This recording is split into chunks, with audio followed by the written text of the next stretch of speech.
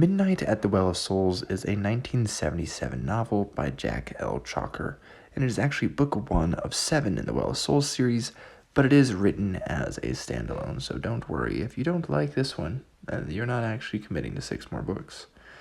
This book actually begins with a dedication, of course, as most books do, and one of the peoples it is dedicated to is Roger Zelazny, which I found very exciting, and then the book did not disappoint.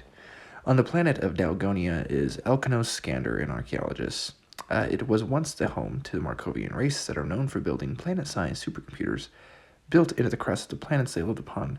Leading a group of students, Skander uncovers the secret to the computer of Dalgonia, and perhaps it still lives. The Markovians themselves achieved a type of godhood, but disappeared somehow. They seem to be missing something, what we could succinctly call the point of it all. The planet otherwise lacks water and oxygen, it's largely dead, but the well world will quickly come into play, but is first a mystery, so it's kind of hard to talk about it here as the well world is essential to the story, but it's not immediately obvious what that is at the start. The other thread here, though, is with freighter captain Nathan Brazil, who is a spunky, godlike dude, and he's rather enigmatic from the start, his memory seeming off, and maybe he is psychotic even. He has a couple passengers, and they head to a Markovian world as well. His character keeps the story interesting, as his arc is really off the rails at times. There is a character named Serge Ortega that was reborn as a Ulic, which resembles a half-horse, half-snake with 6 arms. And one character goes through a change to an intelligent plant, and one becomes a giant insect and has a sex change to female. So it's really an odd story with a lot of transformations, particularly gender bending, this weird, I don't know, transformations. It's odd. So it is some fun adventure, though. There's the odd metamorphosis and bordering on science fantasy, kind of. The world is divided into hexes with different biomes and alien races categorized into types that inhabit these biomes, and certain technological levels also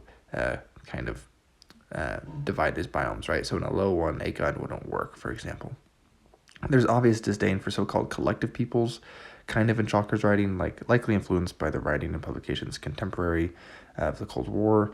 But with those metamorphoses, he does explore sexual identity and even gender bending again. It has sex in odd kind, right? It's kind of like in some of the Larry Niven I've read. The Two Bodies is kind of cool world building and a plot device, and the plot comes to a satisfying conclusion, I think. I'm definitely more interested in reading more, but it may be a while. It gets some in Christian ideas and some world building answers at the later half. It gets into supposed godhood and ideas of utopia as well. And as weird as the world is, it's interesting, as sci-fi should be, and it does kind of make you think. That's just a very wild ride and very fun one. So I am looking forward to reading at least the next book, and I believe the next 2 books are actually kind of a duology of sorts, books 2 and 3 in the Well of Souls, so we'll see when I get to those. But Chalker doesn't seem like he's a very popular author these days. I don't see him really talked about. This book was recommended to me by my older brother a few years ago, mostly because the cover looked wacky, and it didn't disappoint, so I enjoyed this one with it. I enjoyed my time for sure.